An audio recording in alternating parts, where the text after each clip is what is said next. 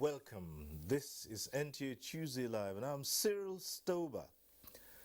Nigeria, as a product of British amalgamation in 1914, has come under the dominance of Islam and Christianity with considerable numbers of worshippers. Now, this common factor that now remains a basic way of interaction between peoples of different religious and ethnic backgrounds could also be a tool for breaching the peace and national cohesion if not properly managed by those saddled with the responsibility of leading and guiding adherents and the faithful.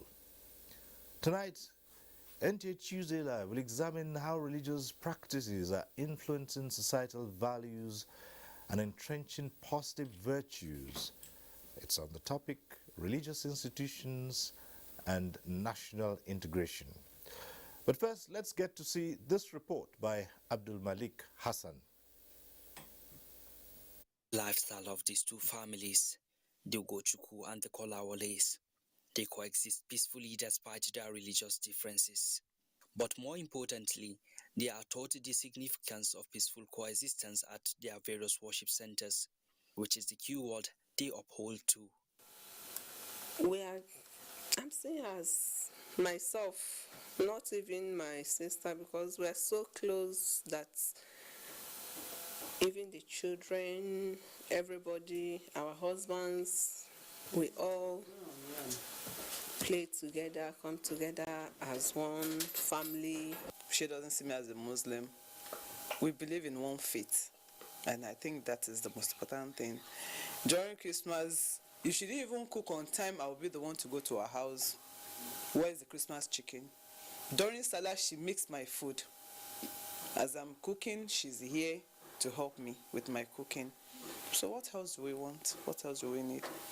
There is peace. All we need is peace, peace, peace, and that's what we're getting. The African culture, especially in Nigeria, has a strong connection to finding peace in times of crisis through religion at our respective worship centers and sometimes in public places. In recent times, prayers of such were held in Katsina and Kano states, among others, to bring lasting solution to the issue of banditry, kidnapping, wanton killing of innocent people, and other forms of criminal activities bedeviling some part of the country. At various worship centers, the word peace has become the order of the day, and adherents are taught to abide by such admonishment. We believe that Christianity is for peace, and the person we worship is the Prince of Peace. We have no other place to run to other than that person. There are people who go to church, they listen to the word of God, and they put it into practice. Some don't want chaos wherever they find themselves. But the bottom line is that we are encouraged to be doers of the word, not just hearers only. The major thing that Muslims need to live peacefully with others is that they should have knowledge of Islam and they should be patient. Islam preaches peace. That when somebody is in trouble, we are to assist the person. Daramola is a devoted Christian. He attends Christian gatherings regularly, and so does Ustaz, whose 5 times daily prayers are not questionable. Living peaceful with the people in our neighborhood, like that, we'll be learning from each other, and the love and the peace also will begin to generate within our society. So it's good always as a good Muslim, anything that you know that is good for you, you have to extend to your brother, either Muslim or not Muslim.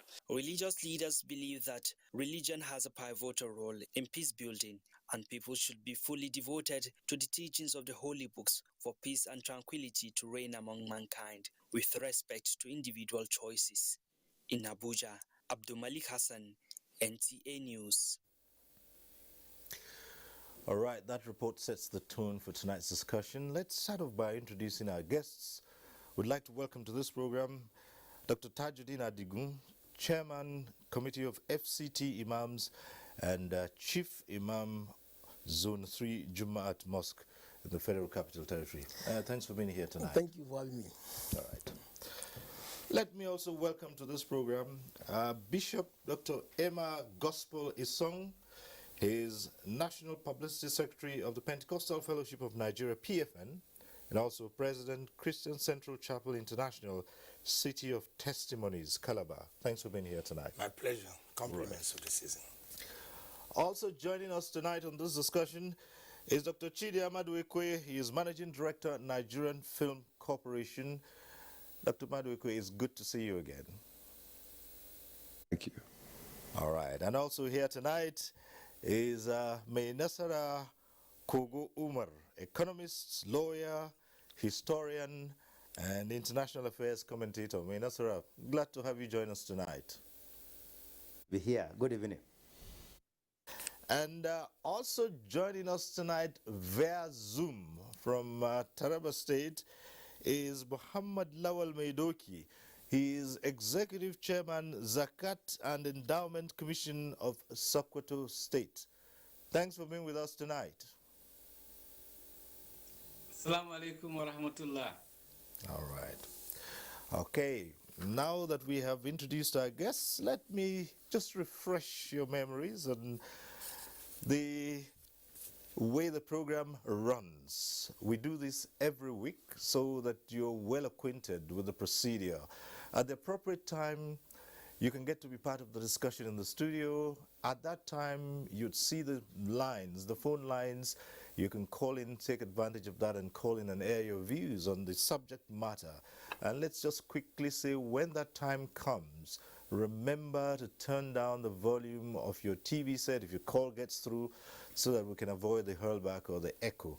And not to worry, we'll remind you once the time comes when you can be part of the discussion. But once again, welcome to this discussion on the place of religious institutions and national integration. So let's start by looking at the main focus of religious institutions in society. Ordinarily, let's start with you, Imam.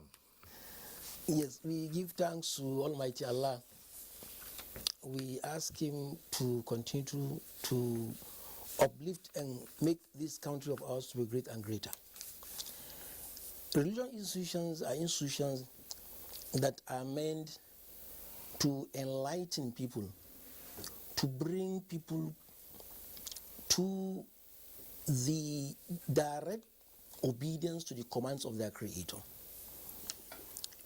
Along this line, you will find out that their basic responsibility is for them as religious institutions, and of course, the leaders of the institutions should be role model to others. They must possess some qualities which will make people to respect and honor and obey and listen to them. Now, if this is achieved, and that is the duty of all prophets, all messengers were sent to preach to humanity to obey their Creator. And these prophets are having the qualities that qualify them to pass across the message, and people are having confidence in them. Now, I'm mentioning this point because religious institutions may not be able to discharge their responsibilities when they lack the merit of being role models. And these are among challenges probably along the discussion is going to be discussed. All right. Oh, thank you. Again here, emphasis very clearly that they must make sure the messages they are passing across to their followers should be a message of peace, honoring one another, and especially when it comes to justice. And this is across different category of citizens, whether they are Muslims, whether they are Christians, whether they are worshiping idols, whether they are Yoruba, whether they are Hausa, whether they are Northerners, whether they are Southerners. This is across because all of them are children of Adam. Allah says in the Quran, وَلَقَدْ كَرَّمْنَا بَنِي Adam. We have honored the children of our grandfather Adam. So they are equal. And that's why Islam is very categorical about the issue of equality. Allah says, Ya ayyuhan nasu, inna khalaqnakum min dhakarin wa untha, waj'alnakum shu'uban wa qaba'ila lita'arafu, Inna akramakum indallahi atqakum. O you mankind, we have created you into male and female, and nobody can deny this. And then we are make you into tribes and nations. Nobody can deny this. Then Allah says, the best of you is not the tribe you incline to. It's not the southern or northern you incline to. The best of you is the most conscious of you. All right, thank you very much, and we'll put the same question to Bishop Isong and say, what's the place of religious institutions? What's the main focus from your perspective? Thank you so much. Glad to join in this discussion in awakening Nigerians who are already very religious people. I think what people mistake for religious institutions are maybe pseudo-religious institutions. A true religious institution, be it Islamic, Christian, Jewish, or otherwise, must have in mind God consciousness. When Imam was speaking, I just remember Isaiah chapter 9 verse 6 in the Bible. So unto us a child is born, a son is given, and the government shall be upon his shoulder. And it keeps talking about how it will be wonderful counselor, mighty God, Prince of Peace. So in Christianity, we believe that the coming of Jesus to the world to save mankind and those he has saved should also be instrumentalities of peace. I keep asking a question: if Islam is a religion of peace and Christianity is a religion of love, who is causing the problem in Nigeria? I've asked that question so many times, and I said on one of the platforms that religion itself is not the problem. Religious institutions themselves are not the problem. Just like the knife can be used by the assassin to kill, and the knife can be used by the surgeon to save a life. And therefore, it is the user of the knife, it is the players of the institutions, it is the movers and shakers, the policy makers of the institutions, the drivers of the doctrine that are the main cause of the religious contentions. For example, a peaceful person is a peaceful person, even if he's a Muslim or a Christian. A violent person is a violent person, be him a Jewish person or otherwise. So we have to, in today's discussion, apart from discussing the institution of religion, also talk about the drivers of those institutions, the players of those institutions, the inclinations and dispositions, the temperament of these drivers of these institutions. Like the Imam talked about, that if you are supposed to be a leader, you have to possess some qualities and characteristics that command integrity and respect. And in this discussion, that will also play a good role. Right, thank you so much. Dr. Badwekwe, well, you, like me, can be referred to as ordinary folk, citizens. And so we ask, what is the focus of the religious institution? Do you really need to be a good citizen if you're not one or the other, or if you do not belong to any of the religious institutions? In other words, can you exist and be a citizen that is conscious of the place of other citizens without being affiliated to an institution that may be termed religious?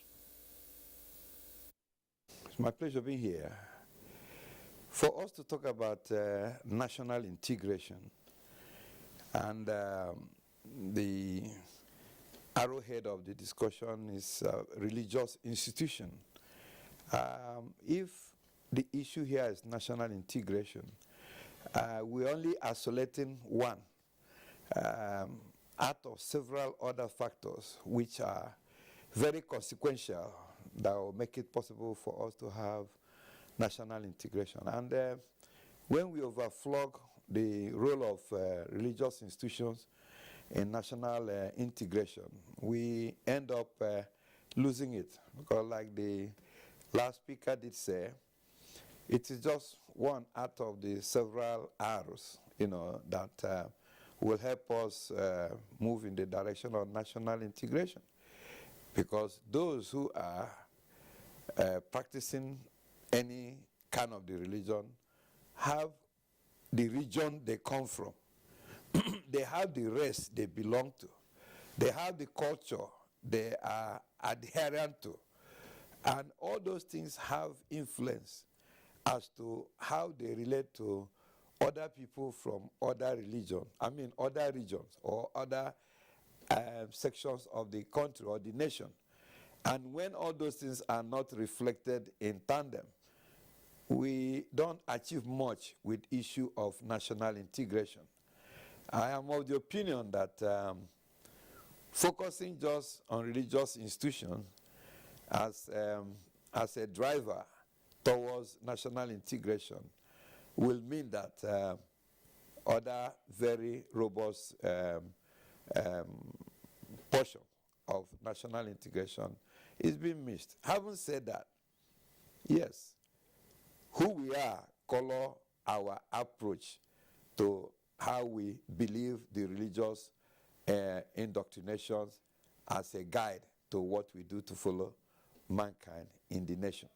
So we have to look at it by integrating the other arrows: the region, the race, and of course, the religion. Okay, so we'll explore in further detail these parameters that you talked about. But let's go across to Mainasara, and you've listened to 3 earlier speakers. What do you make of our discussion today, our topic here, Mainasara? Over from Dr. Madukwe's submission, you can rarely be a statesman without belonging to any of the religious institutions. When you take the Constitution as a grand norm, Section 38 of the Constitution has given the freedom of thoughts, conscience, and religion. Now, under that one, there are so many other provisions in the Constitution talking about Sections 14, Section 15, Section 17, Section 23, Section 24, and Section 42 of the Constitution. All these talks about, in practicing your religious, the right to exercise your religious right, you should be accommodative. In other words, you should be a common brother. You should not do it to the detriment of encroaching into the liberties of other people. Where your right ends is where the liberty of other people begins. And then the same Constitution, when you take about Section 10 of the Constitution, brought about a paradox where it says that it is prohibiting possibility of having any state religion, whether at the state level or at the federal level. Now, this is the where the problem lies. Nigeria, by its homogeneous nature, is a country of multi-religions. Multiple religions are existing in the country. There is nowhere in the Constitution where you have Islam or Christianity mentioned or traditional religions. But however, freedom is being given for you to exercise it at your personal individual level, but not to the detriment of encroaching into the liberties of any other person. As a matter of fact, when you take Section 15 and Section 17 of the Constitution, it has even brought mandatory provision on the government to encourage interreligious activities in the interest of peace, harmony, and the development of the nation. And that is the reason why you will see so many things like religious institutions for pilgrimages, the government giving holidays in terms of religious festivities, using religious calendars and the rest, and what have you, and what have you. But all this that we are seeing,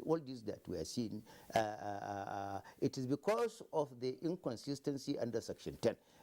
That should have been amended to reflect that we have multi-religious society, and as such, the government should encourage and support that. But coming to the religious institutions, I must commend the role religious institutions are playing in the country as moral, cultural, and spiritual guardians who are really trying as much as possible through their activities in bringing citizenry into correct annal of good citizenship. Government too should really be symbiotic in this relationship. Government should really come into probably for establishment of Ministry of Religious Affairs so that these institutions will be supported fully rather than looking at them essentially as private enterprise, because the interest of the common man, the interest of the generality of the people, as per section 14 subsection 1, the sovereignty belongs to the people, and these people are closest to the people than anybody because of the religious devotion of Nigeria. That is even the reason why in recent years we were adjudged as the most religious country, even though not minding the fact that we are practicing religion by birth rather than by faith in Nigeria. And that is the reason why you are seeing so many problems we are going to digest probably in the course of this discourse tonight. All right, thank you, Nasara. Let's go over to Mohammed Lawal Maiduki, who joins us via Zoom. Nasara has talked about Nigerians being classified as very religious people. Yes, exploring that further, is this stemming from the fact that the institutions have played key roles in shaping society? And at what point do we begin to clarify being religious and being godly? Thank you, Brother Sirius, for this opportunity to participate in this very important discussion this night. But the predecessors, as far as the preamble of this discussion, has almost said everything. My Imam is there, and Alhamdulillah, others all have also contributed, including the last speaker has quoted, relevant section of the Constitution on the subject matter. However, I would still like to reiterate, yes, let me also remind you, it's important that you don't forget the title of the Sadaukin Sokoto given to me by His Eminence the Sultan. It's very important.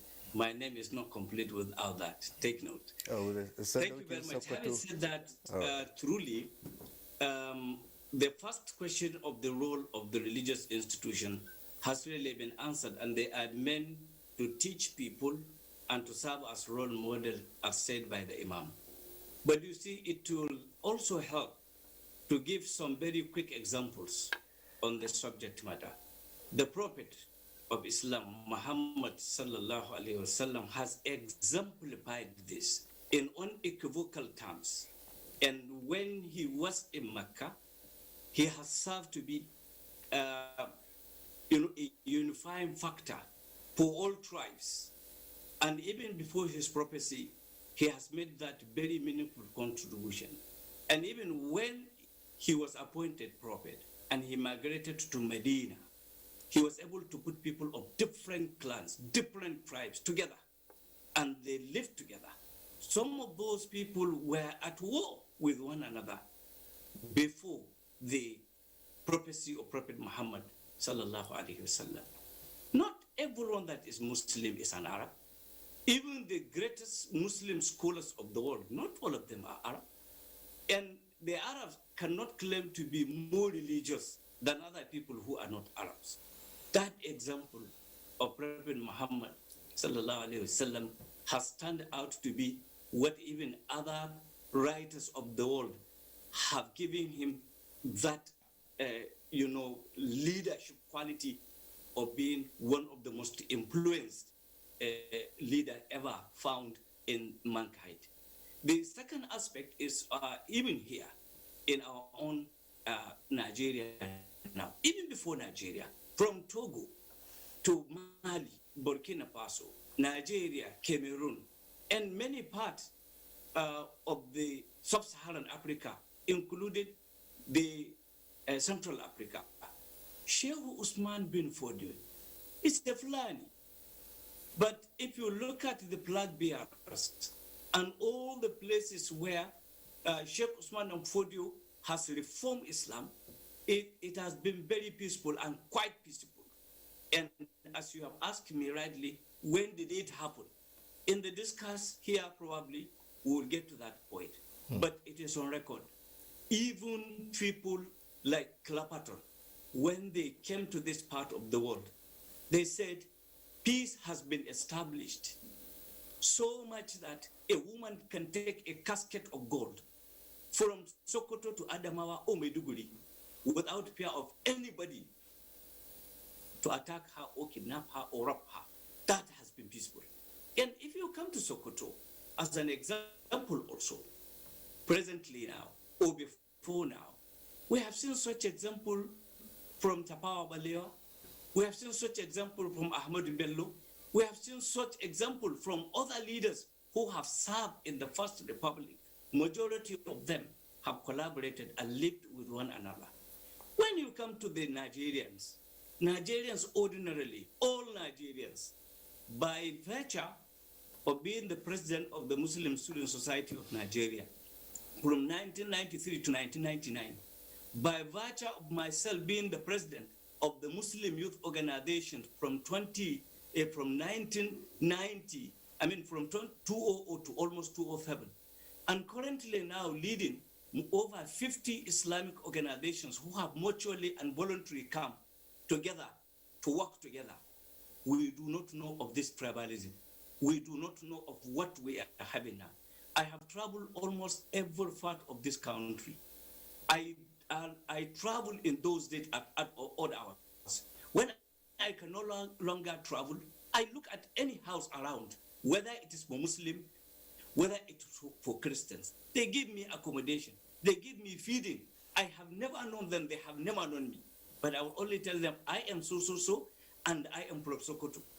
So, as I'm talking to you now, no state in Nigeria that I don't have cost. If you close my eyes, I'm now in Taraba, but you know I'm from Sokoto. I'm living here. I feel like at home. And if you allow me to live here and take me to any place, close my eyes and tell me, this is the state I brought you, find your way. I assure you, I will find so many people, not one, not two, not three, in that state that whether they are Muslims or they are Christian, they are ready to come to my aid and help me. Now, if you look at His Eminence the Sultan, since he came on board 15 years ago, he has done so much that even among the Muslims sometimes he's being accused of not understanding actually why he should be stretching his hand of friendship and understanding among the Muslims and even non-Muslims. Today, all tribes in Nigeria respect him. All religion in Nigeria respect him because he has tried not to show anything contrary to the understanding of who you are. He knows he's a Muslim and he is the head of the Muslims. And he knows other people who they are. And by so doing, he tried to galvanize everybody. Everyone in this platform can testify. Even at the highest peak of provocation, His Eminence does not accept the provocation. And he doesn't allow us easily to respond to provocation. That's why these days, you have had most of the Muslims silence, even when we are pushed to a large extent to the world, but we remain silent, not because of cowardice, not because of any other thing, but the leaders, the institution like the Spring Council for Islamic Affairs, the Jama'atul Nasr Islam, the Izalatul Bid'ah wa Iqamatus Sunnah, the Ansarud Deeds, the Tijaniya movement, many others of them. You cannot quote a single one of them that has called for anarchy and has called for war in this country. And most of the sufferings. Thank you so much, Sadawikin Sakwato. These are some of the issues we'll be examining as we go on with it. And an important aspect of this is what you have just mentioned yourself. You have just told us you hold the title of Sadawikin Sakwato. Now, we will return to you shortly and find out if that is a traditional or a religious title, and then we'll take it from there and see how it plays out in forging national integration. But we'll return to you shortly. But let me come to Bishop Isong. see here that Nigerians are speaking in one voice when they say there should be equity, justice. And it doesn't matter whether they're Muslim, Christian, from the north, from the south, wherever. They're united in saying equity, fairness, justice should be the guiding principles. Now, are these different ideals from what you find in religious institutions? Yeah, thank you so much, Siri. The last speaker spoke very broadly, of course, like you rightly observed, combining the influence, the power of ethnicity on religion and the power of religion on nationality. And if you ask me about equity and justice, it is the belief of all the preachers and believers of both religious divides. And every Nigerian, let me say this. Nigerians have occasions and platforms which they synergize and synchronize and compromise and cooperate. We talk about football, for instance.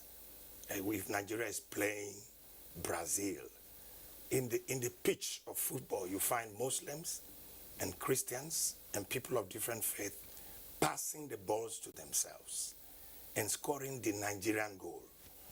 And then you come to the field of even politics of any of the political parties. I asked them a question. If we are divided on religious beliefs, why are these guys in the National Assembly? Why are they cooperating with themselves and enjoying themselves if they will accept that?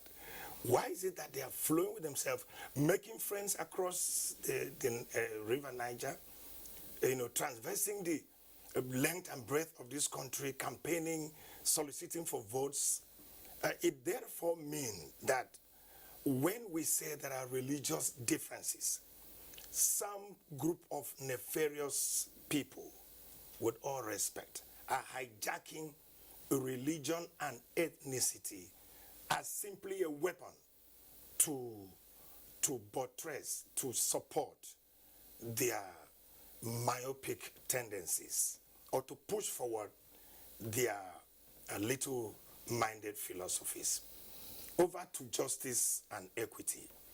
I think this country will live much more at peace.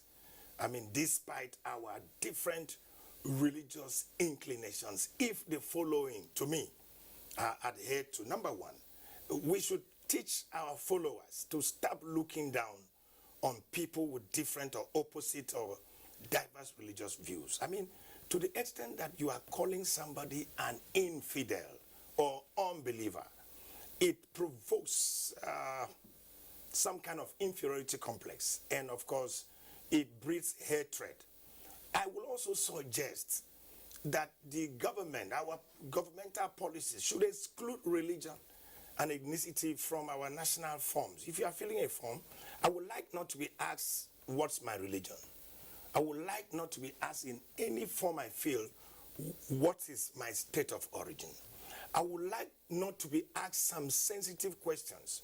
Our national policies should be based on apolitical and non-religious color. It should be without religious color. Because if we're talking of patriotism, that patriotism in me will be increased. For instance, right now, Cyril, Nigerians are divided on religious and ethnic platforms, whether you like it or not. 2023 is coming. Why are we talking about power shift?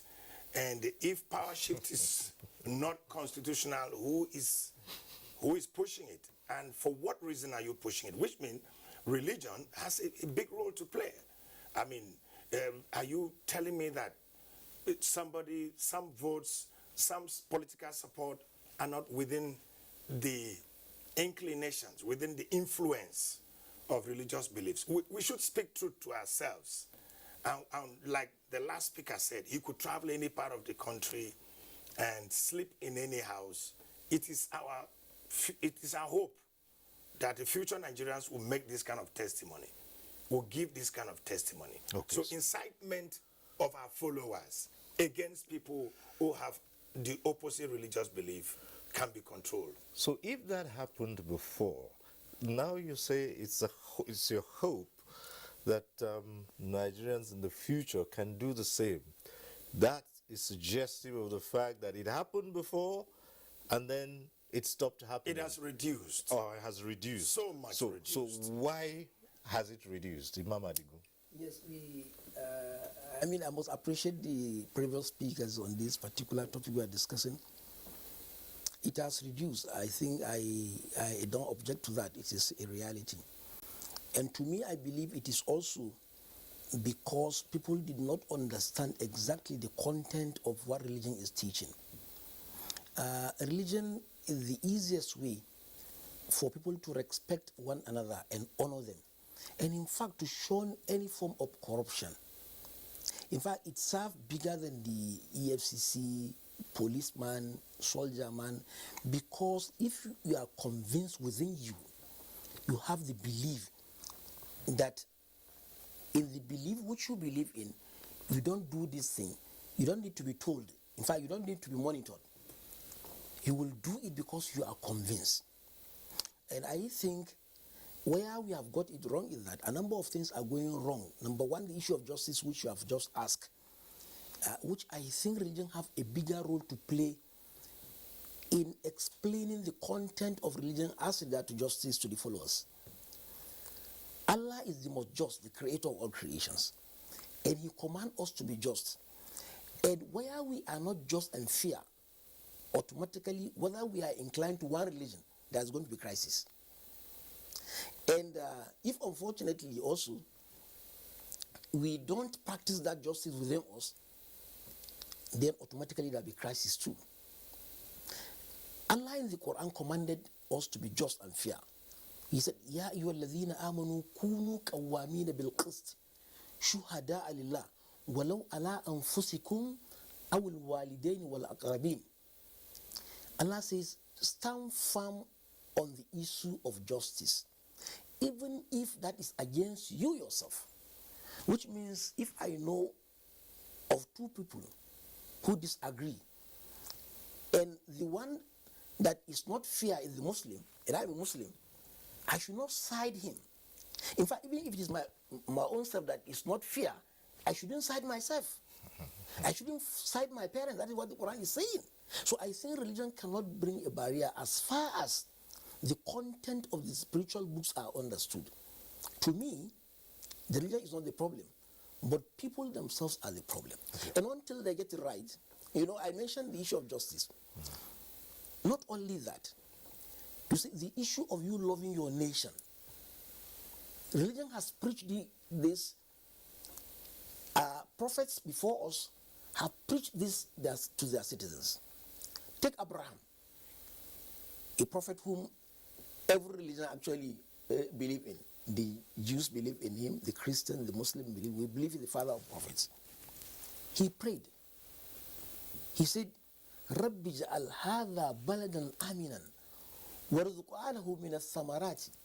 He said, oh my Lord, make peace in this city. That is his own city, which means he loves his own city. And he said, provide for them in this city. Of course, the condition is that they must be hardworking. Now, if this is the preaching of the father of all prophets, of course, Prophet Muhammad also said the same thing. In fact, when he was in Medina, he prayed that God should turn his direction to be Mecca because he loved his city. Now, if we love this city of ours, there are a number of things that will not happen that is happening today. Look at corruption, which is a great factor of not giving the nation security and peace, which religious leaders have a role to play in checking the excesses of their followers as regard to the issue of corruption. But unfortunately, some institutions also are supporting it because some institutions would like to give titles to those who are corrupt in the society. Now, you can see why we are saying religion is very critical as far as a nation of us becoming a peaceful nation. As the topic goes, religious institutions and national integration.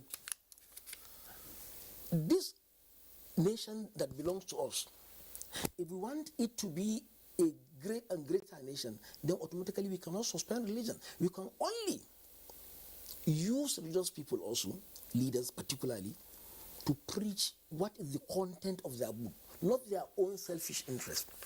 If they do that, I'm telling you, we are going to live in peace, because no religion will allow anybody to encroach the right of another. And in Islam particularly, Allah says, "Lakum dinukum waliyad-din." People have their religion, you have your own religion. If you want them to respect your religion, you must not in any way go against their religion. And look, the beauty of Islam, again, let me say it very clearly, that it is a broad religion that accepts, look, a Muslim must believe in Jesus Christ, alayhi salatu wasalam. I think that is a plus. He respects Mary, the mother of Jesus, alayhi salatu wasalam. In fact, there is no chapter in the Quran that is named after a woman except the mother of Jesus Christ, alayhi salatu wasalam, Surah Maryam.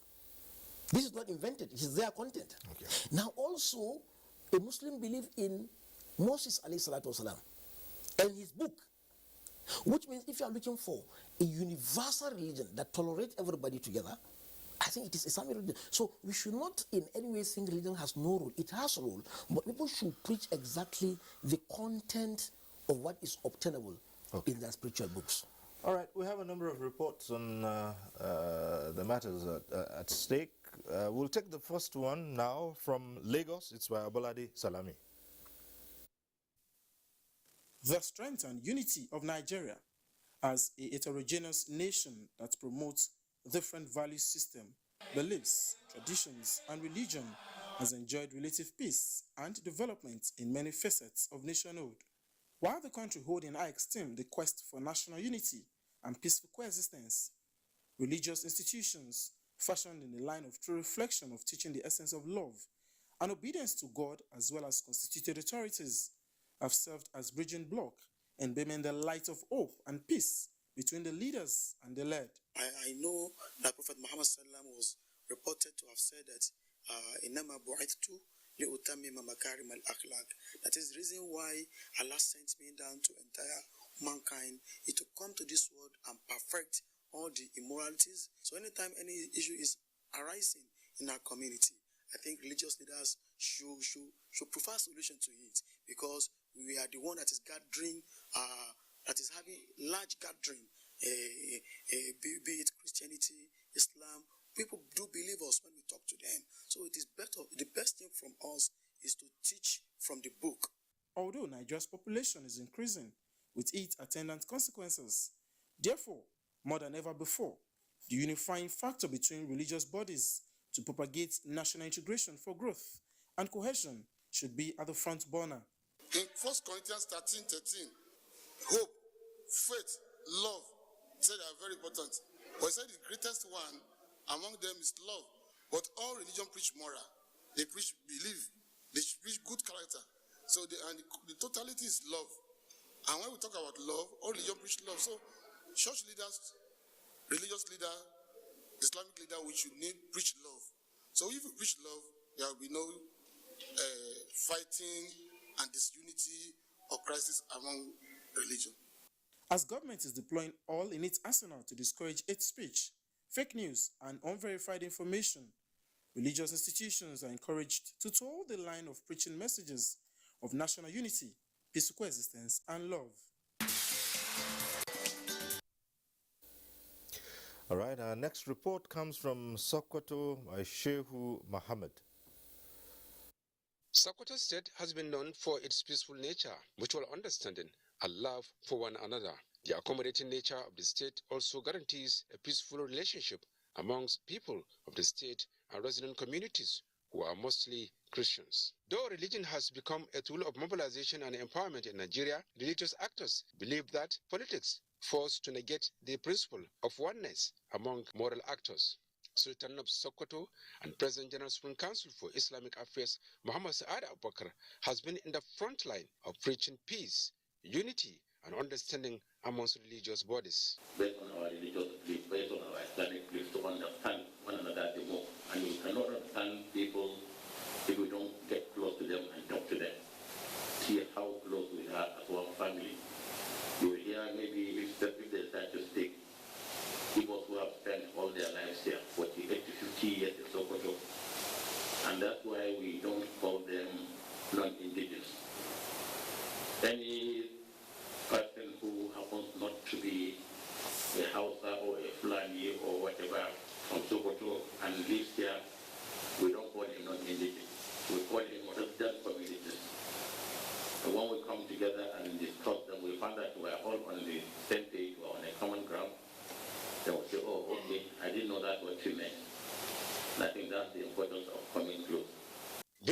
Shaitu Hassan Kuka says Nigerians must stop using religion as a decisive weapon in national issues for the much-needed peace and cohesion to prevail. We make too much out of religion when we ourselves are not doing enough in the practice of the religion itself. So I like a country to see ourselves as a country where we are living as citizens. We just happen to be Christians or Muslim. Tomorrow you can decide you no longer want to be a Christian or no longer want to be a Muslim. This is, forget about those who threaten you, but the way God has ordained us, has given us religion, we are free to change it if it's no longer serving and we don't feel that it will give us salvation. Many groups and associations that include NIREC and Interfaith Mediation Center have done a lot in bridging the gap amongst the moral actors. All right, those reports from Lagos and Sokoto. Let's get back to the studio now and go straight to Dr. Chidia Madwekwe. And straightforward, we say, yes, we have imbibed a lot of faith, as they say. But Dr. Madwekwe, there are peoples, certainly, in other parts of the world, or nations that might be termed are religious or not so religious. And when you talk about how religious Nigerians are, and those nations are making giant strides, how do you explain that? Perfectly right, and that's why in my opening statement I did emphasize that religion is just part of the other R's when you want to consider issue of national integration. And if we may go back to the sole purpose of national integration, it is in conclusive terms supposed to make any nation that has imbibed it to be strong, to be organized, to have shared commonality and live in harmony despite different sects, religious belief, class, caste system, or culture and character. So if for any reason we are not doing well in national integration, then we may have to ask ourselves, we may have to interrogate ourselves, what exactly are our religious institutions doing? Because we are supposed to be strong, organized, and integrated and living in harmony. So if those things are not happening, and like you gave the example, in other climes, and they are living as a strong nation, then we probably may need to restrain ourselves and know that we may need to de-emphasize the issue of our religiosity and look at issue of national integration. Because if we don't have a nation, a strong and viral one, then we may not be able to practice the religion or the faith we believe in. So I want to think that there is still a lot to be done here, because the way we take our religiosity to heart means that we de-emphasize the other aspects of national integration, and we live in great turmoil. We live in great disunity and in great disharmony, and we don't find the peace to practice our religion, or the religious institutions don't have the good atmosphere to exude the confidence and the candor they are expected to conduct themselves with. So I therefore believe that time has come. We must be able to interrogate ourselves and find out the exact reality, and not just to talk as we always do and it ends there, but it's a serious interrogation, because what we need is national integration. National integration means that this country called Nigeria must be strong, and we must live in harmony. And therefore, our religious institutions, I think, have a great work upon their shoulders to do that we may live in harmony. Let's look at it from another angle. Maina Sarah, you with us. It's been said over and over again, and Imam Adigun mentioned something about corruption and what's been doing to the country. And it's clear that when it comes to the issue of corruption, people who breach the provisions of the Constitution, who violate the rights of others, who do terrible things to others in society, who do not respect the sanctity of life, you find them Muslims, Christians. And when people take the public, funds, it's not, they're not taking that of the Muslims or the Christians. And when people misappropriate, or let's put it straight, steal public funds, it's not a Christian or a Muslim thing. So where are we here? The missing gap has to do with the inability of man to understand the essence of his creation. Man is created to serve as vicegerent of God on earth, so that you will be able to transcend natural justice between yourself and your organs, between yourself and your common creator, between yourself and other common human beings, between yourself and members of your religion, between yourself and members of religion other than yours, between yourself and the animals and the environment and everything that is on earth. Now, religion is brought as a totality of way of life, not just a phenomenon of faith. Totality of the way of life as instrument to sanitize corruption. Man, right from the Adam time, is created to be a sinner. In other words, a corrupt person. Now, religion is brought as a totality of the way of life to regulate your relationship with your creator, your relationship between your soul and your body, your relationship between yourself and members of your own same family, same religion, and your relationship with other members that do not belong to your own clan of religion, and your relationship between yourself and the environment, the animals, and the rest. So this religion comes with codifications of laws, of do's and don'ts. And these laws have been the things that have been sanitizing our conduct, our morality, our ethical conduct, and general behavior in the society. Now, religious institutions over the years, over the centuries, over decades, some of them have metamorphosed into fortune-seeking shrines. And some of them have metamorphosed into instruments of seeking political patronage or instrument of exhuming economic favors, either from the adherents of the religion or from the government. Now, this is the reason why you see some countries that are even against even religion. For example, if you take countries like Vietnam, countries like China, countries like Korea, countries like Russia, countries like Japan, these countries do not practice much of religious adherence. But nevertheless, they develop so well because they believe they are representatives of who creates them, and they believe that they have the inherent responsibility to ensure balanced justice between themselves and the environment, and by doing what? By respecting the constituted laws of the society they find themselves in. And that is the reason why you will see being religious cannot necessarily mean godly. Because you can be religious, like I said earlier on, we are religious traditionally, but not religious faithfully.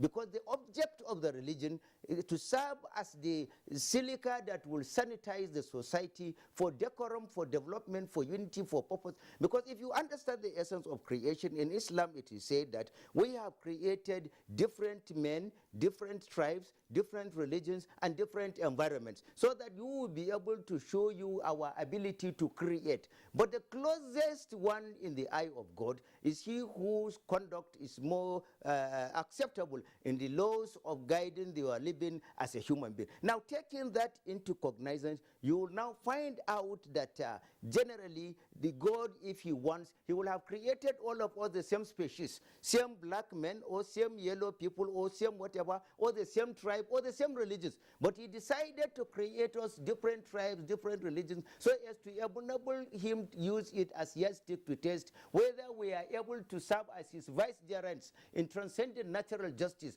on the flow of the world, And look at countries that are more religious, having more number of religions than us. Take the case of India, for example. Take the case of United States and so many other countries. They are more populous than us, having more religious differences than us, having more different tribes than us, having many, many things different from. But in India, for example, take the case, they are living in peace and harmony because they understand that religion is the instrument under which people will understand their differences for the overall benefit of societal development and progression. And in India, you will see two neighbors. One will be a Muslim, one will be somebody that is worshipping cow. Somebody who is a Muslim will use the cow to slaughter during his Ilaya festivities, and the other person will come and congratulate him for having successful festival. Tell me, if it is Nigeria, somebody that will come and slaughter the God you worship, and then you say you will to congratulate him for having a successful this. That is classical example of tolerance. That is classical example of belief that he who creates you, he creates you not because you are better than any other person. God did not discuss with anybody who should be my mother. If God had decided my mother will have been, probably I would have been an animal, probably I would have been not even been a black person, probably I would have been a gorilla or whatever, but he decided without seeking for my opinion where I would like to be or who should be the one that will born me, and decided to make me in this part of the universe. As a result of that, anything that I do not have hand in making, anything I do not have hand in deciding when my life will end, where it will end, under whose hand it will end, then it is simple basic arithmetic of understanding the evolution of life, so that you will be able to believe that yes, you are to serve in the doctrine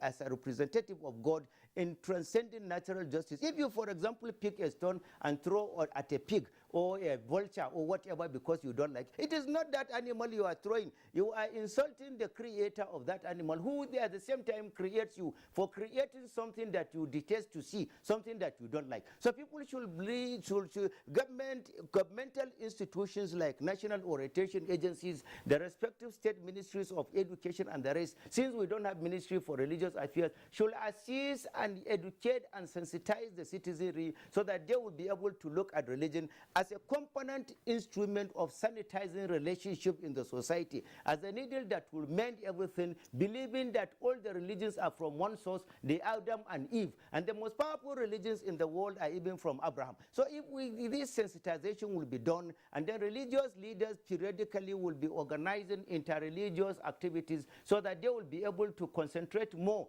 in educating the civic responsibility of their adherents, rather than serving as temples of fortune seeking or seeking for governmental patronage or seeking for financial reward, then Nigeria will be a better place, courtesy of the instrumentality of the religious institutions that are performing their responsibilities as enshrined by the various religious doctrines.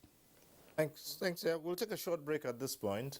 When we return, the phone lines will be open, and hopefully you can get to air your views on the subject we're discussing tonight. Stay with us on NTA Tuesday Live. We'll be back shortly.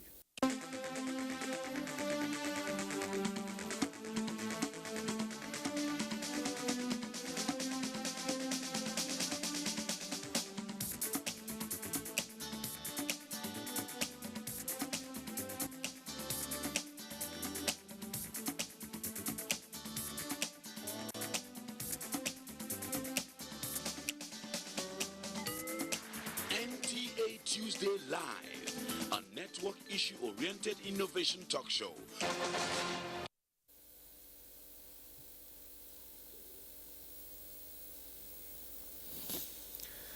Thanks for staying with us, and this is a segment now that you can join in the discussion. The numbers will be on your screens. You can call in. Remember, as we said at the beginning of this program, if your call gets through to the studio, do us a favor, turn down the volume of your TV set so that we avoid the hurlback or the echo. And we just encourage you to go straight to the point. Keep it short and simple, straight to the point. Don't waste too much time. Don't bother about the greetings. Mere hello is enough. Just go ahead and put your issues across, and I guess we'll respond to such issues as you might raise. So let's start up the segment by going to Muhammad Lawal Maidoki is Sadauking Sakwato. And there's a reason I said we'll come back to you on this question, and he's joining us via Zoom. So if you're there, Sadauking Sakwato, let's begin to look at cultures and tradition and the influences of religion in upholding values, instilling values, and where they converge in the matter of national integration. For instance, I said you are Sadaukin Sokoto, and I said I was going to, ask you, is this traditional or religious, or both? Alhamdulillah, it is both. And it is anything Sokoto Caliphate is religious. But my religiosity may not be as that of my Imam, Dr. Tajuddin Adibu. However, I was talking, and incidentally, in the report presented by Sheikh Hudetti from NTA, it has summarized what Sokoto is all about, being the center of the reform of Sheikh Usman Danfodio, which all other Muslims, not only in Nigeria, followed. One of the things I want to add there, even in the schools, there's no discrimination between indigent and non-indigent. We pay the same school fees, or we don't even pay school fees. Therefore, the government, consistent government after government, has maintained this in Sokoto. It's a clear example. And all tribes, I think you cannot remember when there was any uprising in Sokoto, when the residents chased out non-residents communities. They own shops, they own houses, they own businesses, and we have been living together. And Sokoto, even during Sheikh Usman Danfodio, is not for only one tribe. When you go to Gondo in Kebbi State, it's the same. When you go to Katsina, when you go to Kano, it's the same. When you go to Maiduguri in Borno State, it's the same. We have been very peaceful and living with one another with respect and even interplaying with one another. Just like every other time, a Tigman or a Kanuri man sees a Fulani man, he has seen somebody to joke with, and we remain ever friends. Now, I want also seize this opportunity to say there is difference between understanding and difference of living my religion, beliefs or fundamentals, and taking yours. That cannot happen. And there is limit to the religion. What you can do, there are those. Brahma Nasara, the lawyer, has mentioned almost everything we need in this discussion to ponder open and see how best we can put it into best practices. Now, when we come back to the issue of your question of the culture and the religion does not in any way disagree with cultures that are good. Any culture that will not lead to what is not good, then the religion doesn't have any sanction on it. Ask any scholar, to the best of my understanding, in Islam. It is also cultures who will either have effect on the social living or on your religion itself, your belief, or on your health, or maybe that is detrimental to the environment, that religion will not accept it to the extent of its inconsistency. And when you come to, this issue of differences, it is always unimaginable to me. And Imam Adibun said, we must learn religion. We must learn what Islam teaches. And if you're a Christian, you must learn the true teachings of Christianity. Because I ever said, and I will continue to remain saying, for me, I do not have any other friend in faith in the world better than a Christian. And every other Muslim knew this very fact. And even in those days, when it was said unbeliever, the Muslim says to Christian, kafirin amana. This is the person that over my dead body, anybody will make any attempt, not even injuring him, but and this has been portrayed during the lifetime of Prophet Muhammad and all the companions.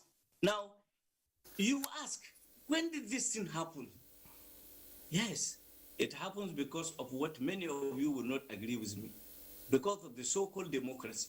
Okay, all right. I'll ask you to hold on a while there. We have a caller who's been on the line for quite a while. We'll return to you. You've mentioned something now that democracy has brought in a lot of issues. But let's go to the phones and see if we still have Ahmed calling in from Plateau. Hello, Ahmed. Are you there? Yes, I'm there. Go ahead, please. Yeah, good evening. Good evening. Yeah, let me start by thanking your visitors for this wonderful and national event, because peaceful coexistence, religious integration is highly needed in this country, and it is one of the pillars that we can lay our foundation on as citizens of this country. And I would like to also ask Dr. Chidi Amadukwe Ishinka Ohavia, who is also the MD, Nigerian Film Corporation. What can his corporation do to promote peaceful coexistence and religious tolerance in Nigeria? Thank you so much. Right, thank you very much. Straightforward. So we'll go over to Dr. Amadukwe. Arrowhead of culture being captured in the celluloid. What we've been doing is to do some documentary to showcase there is need for value integration as a vehicle for national integration. There has to be cultural integration. We capture the diverse culture of our land and ensure that these things are viewed and people can have a buy-in into it to say they are Nigerians. Because when we are Nigerians, we are stronger and better and greater as a united nation. There must be value in even the way we dress. And that's why today you can see I not only wore my Igbo cap, I also wore my Northern or my Yoruba dress. Because these two things culturally makes me a Nigerian and show that we are integrated. When you see me in this coloration, and you think I'm a Nigerian, we have started developing the culture of integration. But when we think that this is from this place, and so I cannot dress like that, I must have a particular way to dress. And the cinemas or the films, which I head the industry, must show a particular type of cultural narrative in order for me to be interested. Then we are dividing ourselves. I must take an example from the question to say that we have a very big creative industry that is highly rated in the world. As a matter of fact, second best rated. And it's called Nollywood. This Nollywood was not created, it's not even a name from history given to this industry by a Nigerian. It was an American book writer that created this Nollywood. But unfortunately, because we lack national integration, you can see even in the industry, we are beginning to hear about this wood and that wood and the other wood and the other wood. Okay, if we have Nigeria, instead of us to run and embrace Nollywood, we start, breaking down into various wood. That is why when I was talking, I did say that the issue of race, the issue of religion, the issue of culture are part of the things that are limiting us towards national integration. And religion is just one out of the several of them.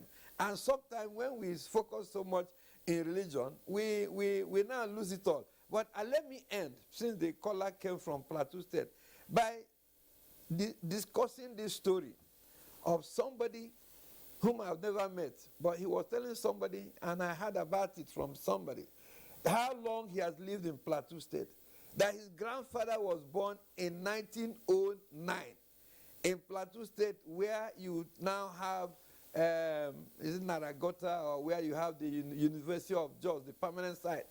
And they have been there before the grandfather. You can imagine the grandfather was born in 1909. And they all have been into leather work.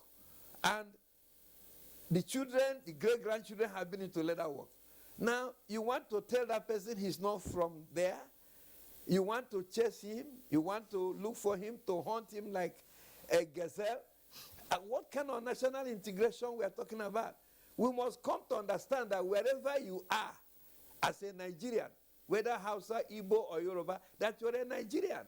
You've been born there, and so like one speaker said, we shouldn't be asking ourselves, what is your religion? It's not necessary in any form we are feeling.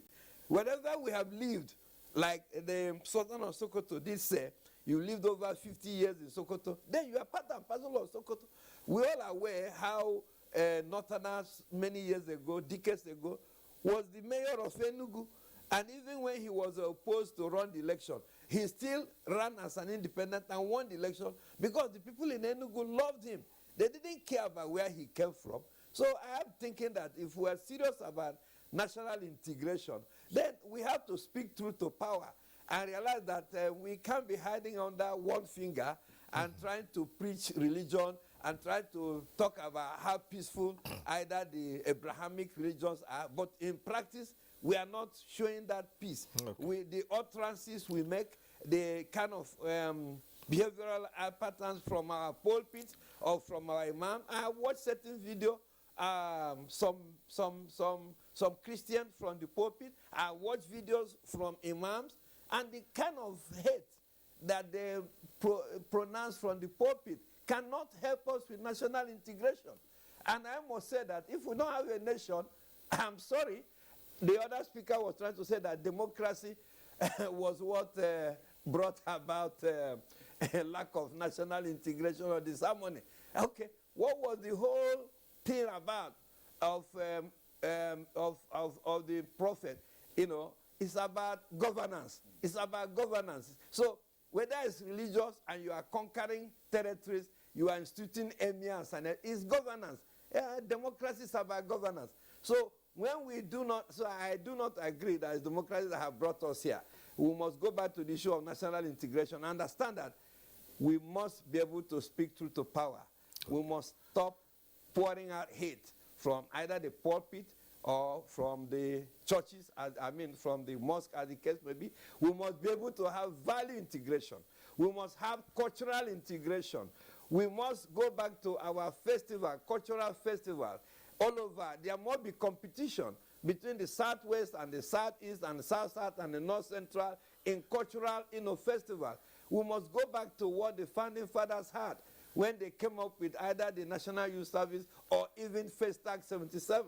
So we must build strength on those areas that we have showcased strength, be it in the culture, be it in the creative industry, which is today leading our young ones where they are, be it in the tech, as the case may be, which fintech, which most of our young ones are doing very well. The other day we saw it, that over $1.7 billion had been attracted by young Nigerians that are in fintech. Those are things we should celebrate and look at ourselves as a country that is well integrated and de-emphasize a little bit of the negatives of religious institutions. Okay, thank you. Let's quickly go to the phones. Umar from Kaduna. Do we still have Umar from Kaduna on the line? Hello, Umar from Kaduna. Hello, good evening, Cyril, and good evening to all the panelists. Yes, thank you for staying on. Go ahead. Yes, I simply wish to state that from my experience, I have noticed that in Nigeria we are very religious openly, but certainly unreligious internally within our hearts. I do not understand how a true Muslim or a true Christian, be he the cleric, be he ordinary follower, would willingly do all the corruption that is happening in this country. I do not also understand how such corruption could go so deep and cut across all the strata of our people to the extent that we go killing and maiming each other. Recently, I read in the media Somewhere, somehow, some people are even roasting human beings and eating them within this country that we call religious. I think something is very wrong with the way we either define religious, or something is very wrong with the way we do our things here. I do not see that happening anywhere else in the world where people claim to be religious. We should rethink what religions are in this country, and we should rethink how we worship the good Lord above. I'm sure all these were not part of what we've been told. If we are religious, then we should sincerely be religious and adhere all to the tenets of the religions that we adhere to, and by the grace of God, Nigeria will be a different place than we have today. Thanks a lot, and good night, Nigeria. Thank you very much. All right. Well, Bishop, you've heard the contributions, and where Nigeria, lost it when people could integrate easily, and what has caused that, and why. You heard Dr. Maduekwe say he's listened to people, leaders of what faiths, and the pronouncements, not in any way promoting integration. And yet, we call them men of God, men of faith. What's wrong? Is it the interpretation of what they have studied, or lack of knowledge, or just a little knowledge? Well, let me drive home that point. It's been the pivot of some of the contributions and suggestions today. Primarily, somebody asked, why are we religious people? We are not developed economically like other nations that are not even religious as us. And secondly, somebody's coming here again. We are religious people, yet committing atrocities and perpetuating evils in the society. I'm going to have one wrap up for all these two sides. Now, I want you to know that somebody can be religious but not spiritual. Somebody can be religious. Let me speak like a Christian cleric. Let me speak like a bishop. Let me speak like someone that understands the Bible. Because you see, I go through the internet, I go through the social media, and I see sometimes some pastor, for instance, committing a crime, and then somebody reads and writes and says, a Christian or a pastor did this. And when you look at the person, as I'm the publicity secretary of, for instance, Pentecostal Fellowship of Nigeria, I belong to the CAN, I belong to the PFN. When you look at it closely, as a major player of that institution, you know that this person is not even close to being a believer, not to talk of a pastor. So many impersonating humans around, on both sides of the divides. Before you can call yourself a religious person, you must have a contact. For instance, you must have a personal encounter with God, with Jesus as your Lord and Savior. There are things I cannot do because I've encountered Jesus as my Lord and Savior. When you read Matthew 19, verse 19, Jesus himself said, "Who is your neighbor?" And you read to verse 21, he said, a young man came to him and said, "I've done all the commandments, so why am I not entitled to eternal life?" And Jesus said, "Okay, you know what? You've done all the commandment," which is religious now. He said, "Now, so you go and sell everything you have and give to the poor," which is a test of the heart. So religion is practiced in the head. But Christianity, for instance, spirituality is practiced in the heart. 2 Corinthians 5:17, except a man is born again, he cannot see the kingdom of God. So we have to, it's very subtle here. It's very, the dividing line is very narrow. But you have to divide between someone who has received God. One of the speakers said that Nigerians are religious only by birth. We are not religious by faith. And that really touched me. Because, for instance, there are two sides of a coin. The person of Christ himself and the doctrine and principles of Christ. Many people have accepted the person of Christ, for instance, but they have not practiced the principle, the basic beatitude of love your neighbor as yourself. Many people, for instance, many politicians come to power by swearing to the Quran and swearing to the Bible, but how many of those that swore to the Quran and swore to the Bible and swore to whatever they swore, how many of them are upholding the tenets of those scriptures they swore? I mean, we're talking about corruption now. Corruption continually increases in our society. Armed robbers that go to rob are of different religion. But you and I, of different persuasions and religious inclinations, we are not able to unite in the interfaith to pursue the thieves and to defend our common cake. So we should look at the national integration also in having religious integration first. We have to have religious integration first before we pursue national integration. Because if myself and the imam sitting here are not synergizing and cooperating, understanding, discussing, and interfacing, we cannot seem to fight corruption or to fight terrorism. Like I opened this discussion by saying that religion itself, nothing is wrong with religion. It's like a knife. The assassin uses the same knife and takes a life. And the surgeon uses the same knife and saves a life. So the knife is not wrong. We cannot throw away the baby with the bad water. Somebody was saying we should do away with religion. Oh, no, we cannot throw away the baby with the bad water.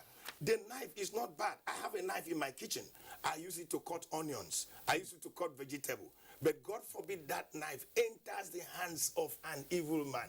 He will kill with it. He will maim and slaughter with it. So let's see religion now as a beautiful thing God has given us, as our personal encounter with God in having a regeneration internally. The religion should be first internal before all the cloaks and garments we are putting on. It has got to be something you believe in. So that is what will solve our problem. All right. We have on the line now Idika from Abia. Go ahead.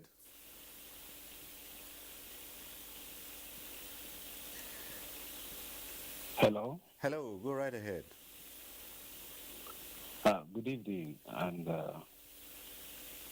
I would like to say, permit me to stand on your existing protocol. Just go ahead, straight away. Okay.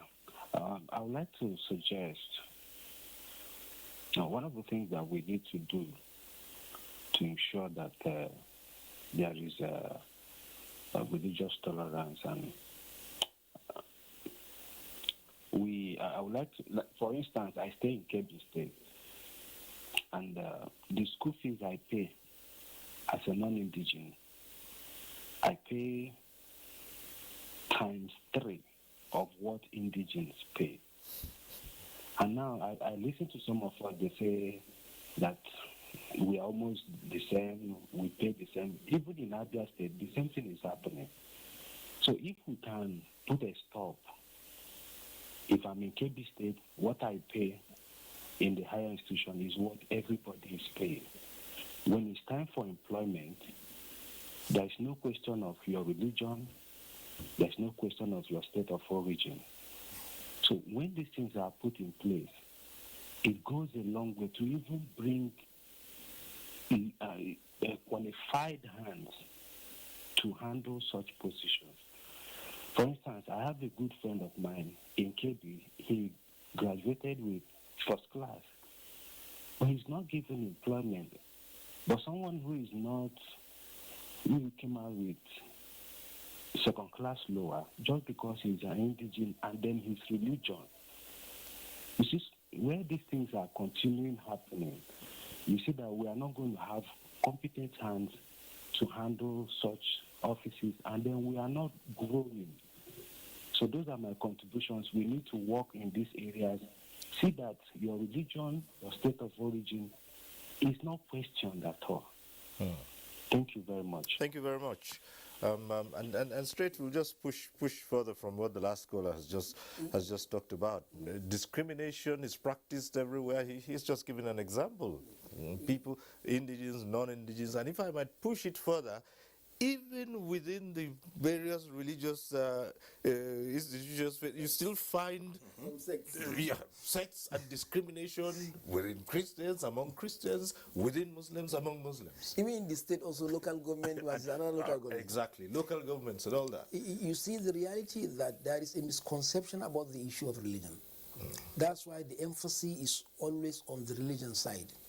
People are not aware that somebody may claim to be, let me give an example of being a Muslim, but he will act contrary to the teaching of Islam, but people will see him as an ambassador of that religion. If not, let me give one clear example of Rasulullah ﷺ, who brought the religion, whom all Muslims accepted to be the prophet of Allah subhanahu wa ta'ala, whom we believe in, whom we are copying. Because we are commanded by the Quran that the best model for you is Prophet Muhammad to emulate. While he was in Mecca, he preached in Mecca for 13 years. The brutal nature of the governance of Mecca then was against the teaching of Prophet Muhammad because they worship idols. But when he knows that his people are intense, the hostility, the brutality, the persecution, the maltreatment was so high that they can no more bear, Rasulullah commanded his companions to migrate to Habasha, current Ethiopia, where the leadership is under a Christian leader. Because that environment is going to be better for them, and he did not in any way hesitate to do that. And he not even said, since he's a Christian, so there is no need, I will send you there. That is a clear demonstration that Islam is an accommodative religion.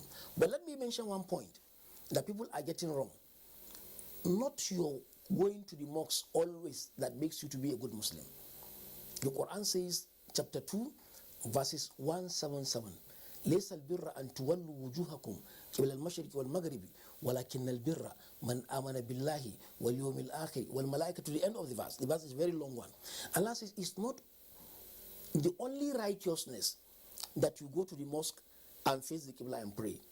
That is part of it. But there are so many things that are attached to being a good Muslim.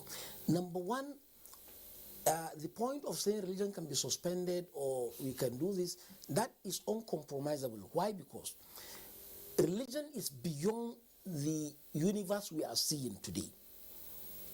A belief in religion is beyond the four corners of the world. This life, as far as religion is concerned, is not up to 1 billion of what you are going to experience in the hereafter. So no matter the danger, no matter the difficulty you are undergoing here, there the life is a life that actually has no end. That's why if people believe in this content of the hereafter alone, will check the excesses of everybody. Okay. All right, we still have a couple of more reports to go. This one is from Asaba by Chinyere Okoli. The role of religion in peace, stability, tolerance, and genuine love for humanity are anchored on the fact that both Christianity and Islam believe and preach love, peace, tolerance, as well as promote unity and togetherness in the society. Despite the fact that these two popular religions in Nigeria believe in peace, there seems to be differences in the preaching of these virtues in the sermons by the clergy and putting them into practice by the adherents of different faiths. Some clergymen react to whether they actually inculcate the virtues of peace and genuine love to their adherents, as they are the closest to the citizens at the grassroots. Any leader, no matter your faith, whether Christian, Muslim, if your sermons or your messages to your followers or the nation as a whole does not make for unity, then you're not speaking for God. We, the Christians, our church leaders, are the people that should promote peace. Both Muslims and Christians, especially those who are preachers, should talk more on peace and unity and serious national integration, bringing one another to come together. Another important factor is relationships among different religious bodies and how they are bringing about the much desired peace and national integration. My advice to all pastors, to all preachers is we should stay focused to our calling and have the fear of God in us. By so doing, we'll be able to support the government to take Nigeria to where this nation is supposed to be. It seems easy to say break, but breaking is very difficult. So let us encourage ourselves to be together in love, loving one another and forgiving one another. If you find yourself there as a preacher, talk more on what can unite us, not what can divide us. This is the ingredient that we need, especially now that we are in the era of democracy. They are of the view that practices that negate the principle of oneness by moral actors should not be encouraged. Virtues of love, tolerance, and peace should be promoted by all and sundry. All right, that report from Asaba. The next we have online is from Abakaliki, and this is by Ifoma Nwafo. There are different religion practices in the country. Prominent among them are Christian, Islamic, and the traditional religion. Interestingly, they are bound by common belief, peace, and love. This is as the institutions are said to preach peace and abhors anything evil in the sight of the Creator of mankind. I want to say that we preach peace as Christians. And so Christians preach peace because Jesus is the Prince of Peace. As Imam, every Friday we are preaching peace. Though it's not a normal Friday, anytime that we gather in mosque, we are preaching peace. There's never a place the Bible orders us to kill. We should not kill. That is the law of God. With their perceived influences on their members and with the sound messages of oneness, peace, forgiveness, and unity expected of them in order to help build national cohesion and integration, coupled with proliferation of worship centers across the country, there are diverse views as to whether the religion institutions are actually doing enough. Whatsoever God said must surely come to pass. If God has spoken that in a time like this, situations like this will come up. That is making God to be true. Every Christian should be wise now and get back married to his God. The religious leaders are doing their best in terms of playing their role. Religion is not only about preaching Gospels or Quran. You must take care of the people's life. With their stake in the Nigerian project and considering the influence they wield on their followers, expectation is that religion institutions will do more to strengthen the nation's unity, especially through their messages of love, peace, and tolerance. All right. Let's get to the phones now. Calling in from Birnin Kebi is Umar. Hello, Umar.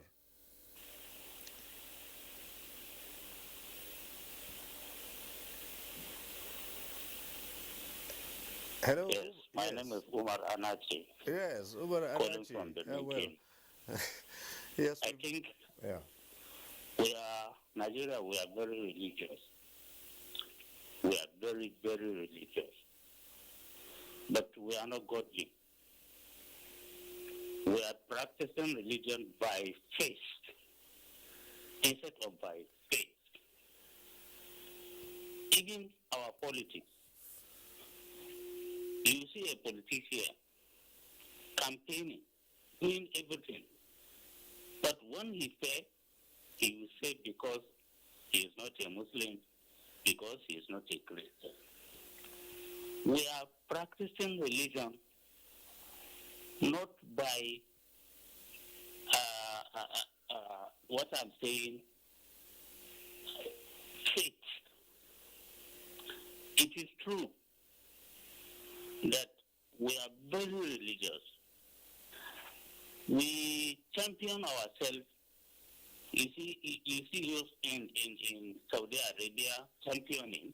You see us in Israel championing. But when it comes to practices, we are not godly.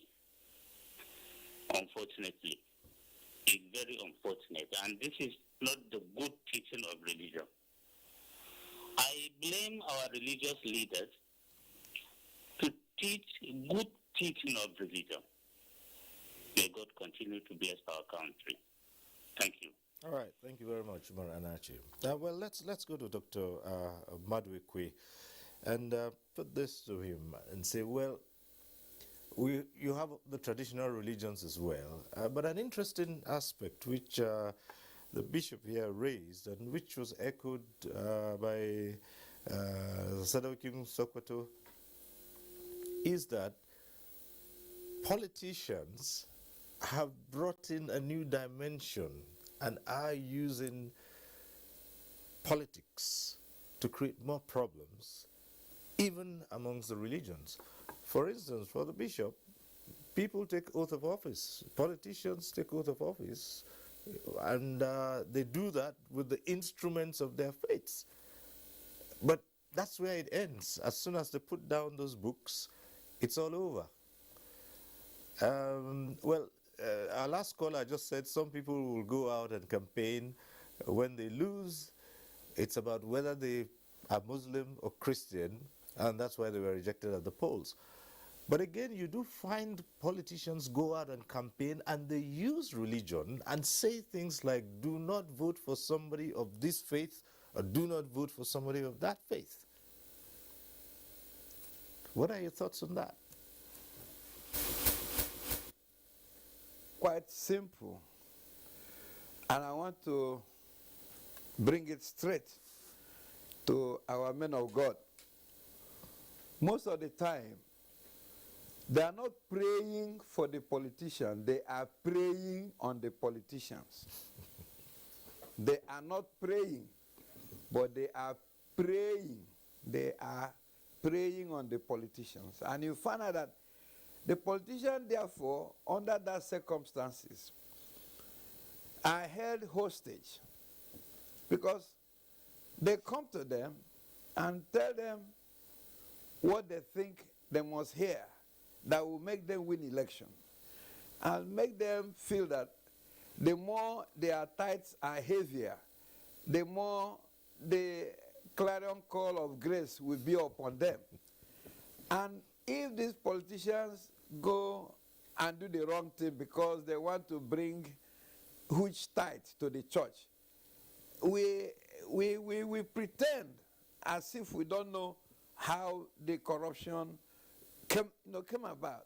So I would rather suggest that let our men of God pray for politicians rather than pray on the politicians. All right, Beda Sarah, still on the subject of people taking public office and then referring to their faith and not carrying out those things they have sworn to do. Some have said, look, what's the point? I mean, take your oath on the Constitution of the Federal Republic, for instance, and once you breach the provisions, then you are held to account. But when you take your oath on the Bible or the Quran, and you breach those, and some people will say, okay, well, leave it to God to deal with him. What do you say to that?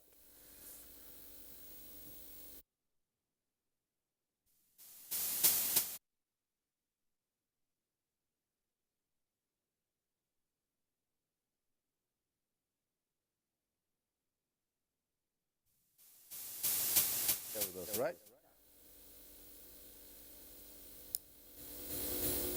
Religion is a beautiful apple that is of two sides. The first side of the religion, or the first side of that apple, is divine disciplinary injunctions. And the second side of the apple is opium. And Section 38 of the Constitution has given you unfettered right to determine which of the two sides of the apple you should bite as a citizen.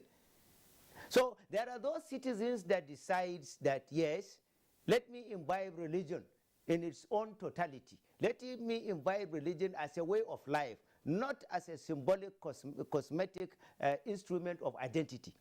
So those people are the ones that are taking religion as a spiritual command for disciplinary enrichment as a basis upon which it will determine the quality of life they will live in as representatives of God on earth. The other side are those people that take religion as an opium. They take religion as a scapegoat. They are interested in the religion merely as instrument for enrichment of their type of living on earth. These are the people you will see that even though, whether they are heading the respective religious institutions, they are using the religious institutions as instruments of fortune seeking so that they will attract more followership into the dissent. That will be the basis upon which they will be able to integrate higher quantum of tithes. Or they use the religion in order to be aligning one political group aligning themselves or the institution with one political group or the other, so that at the end of it, you'll discover some of them taking up political positions, or some of them will turn out into spiritual contractors, so that they will be able to be fomenting trouble, and behind the scene they will be able to be begging the government to be able to oil their machinery as a means of trying to bring about peace and stability within the religious circles. So it is the responsibility of the government to really see to it that irrespective of religious following, national discipline, national cohesion, national interest should be entrenched in the way we do our lives. The Constitution is very, very clear under sections 14, 15, 17, 21, 23, and 24 of the Constitution of the Federal Republic of Nigeria. Natural justice is there irrespective of their religious belonging. The problem we have is that so many at times some people's identity within the religious enclave will be seen as the basis upon which laxity or otherwise will be applied when it comes to them making hate speech or any other thing, rather than uniformity in application of disciplinary sanction regarding whatever you do, whether you are a clergyman or you are an ordinary citizen. So the government should be up and doing, and that is the wisdom behind especially the Eastern European countries. You see them advancing, though they are not of any religious affiliation, because they codified their own laws of do's and don'ts in line with the Al-Murabit's law, whereby an eye for an eye, whatever you do, irrespective of your status, whether you are president or you are a prisoner, you face the you face the wrath of whatever you have committed. So entrenchment of robust mechanism of disciplinary and enforcement, and then regulations regarding religious practices, so that it will be in tandem with the spiritual guidance of entrenching disciplinary conduct on the citizens. This should be what we need for Nigeria to really advance. But so far, so long Nigeria shy away, the country shy away from really taking control over the activities of overzealous religious clerics, then definitely speaking, they will continue to be exploiting the situation, and things will be getting so bad in the country. Let's now go over to Sadaukin Sokkoto, still with us via Zoom. I believe you're still right there. We're on the last lap of this program now, so we begin to wind down. Two quick issues. The last time you were making a contribution, you did mention something about politics, democracy being responsible for some of the ills that we're seeing among religious integration and harmony. I'd just like to ask, you still stand on that premise? And beyond that, what should the leaders in this country do to find integration, a point where Nigerians can look back and say, yes, even if you have diverse religions, there's a point to meet here, and integration is the word? Thank you very much, Cyrus. Indeed, I think I am happy that you have come back to that point, because you asked a question. You have asserted at the preamble of this discussion that things has been better, but when, where exactly things start to get worse in the kind of situation we have found ourselves. Truly, hope is not lost. I didn't lose hope at all. And my belief is that generally the people of Nigeria are good. And I do not agree that religion has any negative contribution towards the development of this country called Nigeria. But rather, people did not understand. I know one of the elder statements in the country said, religion prevented Nigeria from reasonable thinking. I don't want to join words with him. No, Imam Tajuddin said, religion is beyond this world that we exist, maybe 100 years, 120 years, for many of us cannot even reach up to 100. But we believe of an everlasting life. Now, from the internal and external issues, I made mention at the beginning, such kind of assertion only create problem within the society, because you are denying your maker, God who brings peace. Because peace in the entirety, if Allah did not will peace to people, they will not have peace. even among themselves, even in their houses. So we shouldn't forget that Allah is the maker of the world, and He is the one that gives peace, and we should seek this peace from Him. We cannot relegate religion. These are the concept and kind, of thinking of those free thinkers who does not believe in God. And that's what today they are trying to do. Imagine if Nigeria were religious. Some people are talking still about legalizing same-sex marriage, which neither Christianity nor Islam will not accept. But not doing this, we attempt to be barbaric. So people who advance in technology, that is not in the context of advancement and success of the world. It's not on the walls that you have built. People are hungry. Are we not having big walls in Lagos? Don't we have in Abuja? But why are people still hungry? Now, my own recommendation is that, one, you see, this issue of politics, just very recent, His Eminence the Sultan, on what is really happening, everybody is crying. As one of the leaders, they convened in Abuja for almost a week, discussing with different group of people, how do we make peace? How do we resolve some of these problems? But a politician sponsored an unidentified name to write that His Eminence Sultan should resign and join a political party. If not because of politics, can anybody dare in this country make this kind of statement to people of his caliber and get scot-free? In this politics, they need money for conventions. They need money to stand for office. Where do they get all this money? Let us not deceive ourselves. Any government in power, whether at state, whether at local government, whether at the federal, all of them, I did not observe any one of them. How do they get money to fund their campaigns, to their money they spend giving people money to vote them into power, and they come into power? Religious people, whether they are praying on them or they pray on them, it depends. I don't want to talk much about what happens in the Christendom, but for the Muslims, I to the best of my knowledge, that is not what is done. In fact, the Constitution, as we know, have given the politician an edge over our political leaders, above our scholars. So they determine everything. You follow them or they dethrone you. You follow them or they incarcerate you. But for God's sake, I ask every Nigerian, where did these people get this chunk of money they spend to hold conventions and rallies? You and I knew there is a big question mark on how this money are gathered and embezzled. So politics, as we are doing it now, even if politics is good, not the kind of politics we are practicing in Nigeria, is too cumbersome, is too expensive for our governance. So religion, we should never hold religion into account for what is happening. But rather, if we want, let's give a try. I wish this meeting wouldn't have ended this discussion. You would have shown what NAREC has done. As inactive as it may be some years back, and now what has really NAREC done? What has some good people, including you, the NTA, and other pressmen who love peace, what you have done? You have done a lot in the integration and bringing people together. So I didn't lose hope. And if what the suggestion given by Dr. Mainasar is agreed on, I welcome it 100%.